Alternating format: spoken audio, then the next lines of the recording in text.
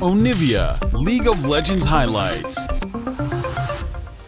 With Orianna as well, I love this comp from DRX. This is a great use of R5.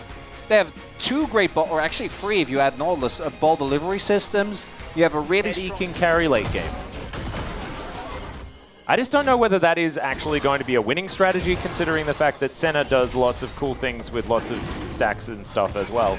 And especially if they get 4 drag there from Teddy, as the last one was in the air. And they are going to guarantee this kill. I don't know whether Kellen necessarily needed to flash in that moment, as the Q is going to connect, and there is the drive-by from Lucid. He'll collect that one.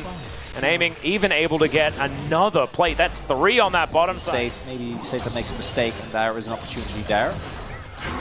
Yeah. All right, Death Touch coming in. You can see Aiming, he'll get devoured. Now Lucid looks for the opportunity, but I believe missed the Q. Now Aiming's going to be flashing. Unstoppable force from Rascal into the backline. It's a decent double knock up there from Kellen. And now Kingen realizes there are 5 bad guys in the area, and he's going to have to try and Cassante his way out of here. And I don't even think Cassante is going to be capable of that. A chew, says Teddy, as he goes maybe a little bit too far forward. Lucid tries to get out. Massive knockups from Kellen. Teddy is limping out of the fight, and the Dawning Shadow is what finishes him off. Lucid trying to get in there. Man, if this Tempest Grip... Oh, not quite enough as Pleta. He makes his way out. It's a bloodbath in the bottom lane, and it's DRX. Always going to be tough. It's always going to take a lot out of players, but it's even worse if you're the team that's supposed to win.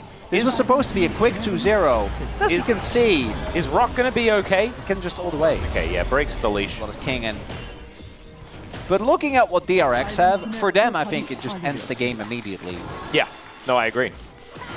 Kellen is now underneath his turret, taking a fair bit of damage. As he'll eat the grey health, everyone, of, okay, Teddy actually getting a fair bit of value here, but the Rift Herald is going to be popped down. See whether that's going to be enough to open the mid turret. And Kellen is actually just going to drive it. Oh, look at that. Able to get a cute little knock up there, but now he could be in trouble. PP! Not sure he's going to be able to Abyssal dive out of this one. Achu is going to do a fair bit of work there as they're just continuing on to Kellen, but underneath the turret goes Satab. Aiming taking a lot of damage, but will be able to lock down the kill on the Orianna. And now Spongy manages to go 1-for-1, but Pleta's in trouble now, and Lucid is all over the place. Q going to connect there from Showmaker to lock that one down. And in the meantime, there's some sort of fight happening in this top lane. Flash out from the Rock, who looks to be made of metal with this particular skin, but that's fine. We'll still call him a Rock. To be able to knock down these structures does mean there's standing gold on the map that we like to talk about, but with a composition that would like to scale, it's not great news here for DRX's Pleta. Possibly caught out of position. Kellen getting to work and is going to be able to help Aiming take him down. In the meantime, the Baron just getting in amongst it as Mom's going to yell real loud. It looks like Dplus don't really care too much about it. And Satab going to be able to get away with the extra movement speed. Rascal is now here as Lucid will pick up the Drake, gives him a good old thumbs up. The benefit that they get from having Cryo. Showmaker obviously shoves in lane permanently. There's no turrets for DRX to hide behind. I'm pretty sure this is gone. And if you can't 5v5 with this DRX comp, you're not going to be able to win. It looks like now they might have some sneaking suspicion, but they don't have a Scryer.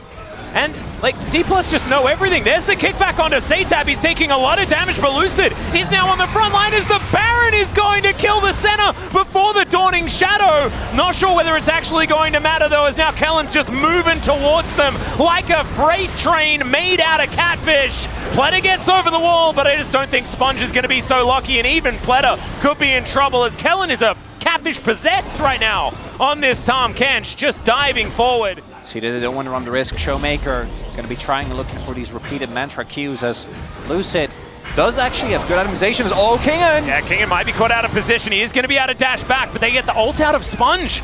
Actually kind of meaningful here is now Kellen on that front line as well. He's an extra tank. It's not just Kingen, and now he gets the big shield from the Dawning Shadow. Pleta is going to be the first one to go down. Massive knockups into the backline as Mom gets angry, and you can understand why. Kingen now will find the knockback onto Satab.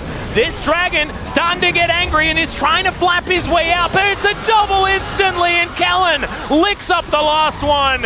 Dplus will not waste time with the Drake, and they'll move straight to the Baron. Immediately running to time. Maybe that was stock footage. I didn't actually look behind me, but there are players playing the video game on stage right now. All right. You know, he was dragoning as best he could, but it was not quite enough. And Lucid is just kind of a menace around this map. Kellen as well. And Dplus now pushing towards this bottom side, not letting up, not giving us a moment to breathe. This breakneck pace. I wouldn't mind it if there was just a brief pause. So don't even joke about it, Dplus. It's been too much. Lucid's pushing in mid. They're going to keep the energy high. No breaks. My own joke actually hurt my feelings. Okay, DRX. It's only mine. Let's see whether they can. Oh my God. Okay, yep. There's the good old Malignance, and the ulti hits, but only onto Kingen, and so he can take a shockwave and just brush it off. Now actually looking for Pleta here. I think Pleta should be able to make it to his Nexus turret. So first inhibitor going to go down. Base now broken.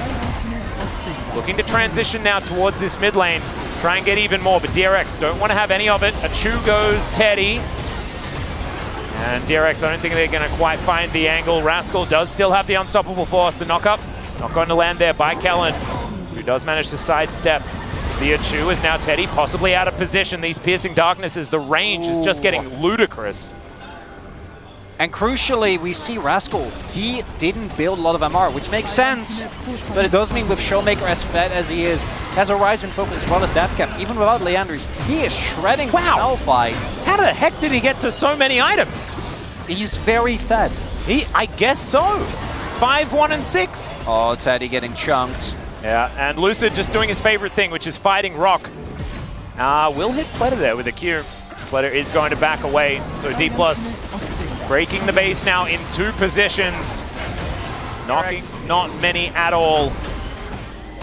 And so Dplus, they are going to be able to collect the Drake first, the easiest option out of all of them. This one's guaranteed, especially with these waves. No supers though, so there might actually be an opportunity here, but the health bars are already looking low. I don't think DRX is going to be able to contest this, and they're going to give up.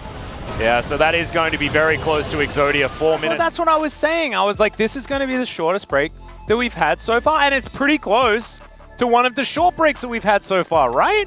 Can't believe the people didn't believe you. I know. I didn't believe me, to be perfectly honest. But here we are. We're straight back into it, and it was just that easy. And we gotta tell. Oh, TP. Here we go. Rock is gonna make it happen. Dawning Shadow flies in, but aiming's already killed Pleta, but he's dead. Mom comes down, and now Teddy is going rampant. It is going to be the Abyssal Dive, and the base might be over. But they're going to do their very best. Kingen doing some work here. My God, Sponge just evaporated. What happened to the Zinzao? All right, Nexus turret number 2. Now falling lower and lower. It looks like Dplus don't even need aiming for this one. There is the flash kick.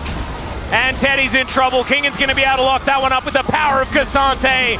Rascal, the next one to fall. The Nexus, an option as Satab is on the fountain, and there it goes.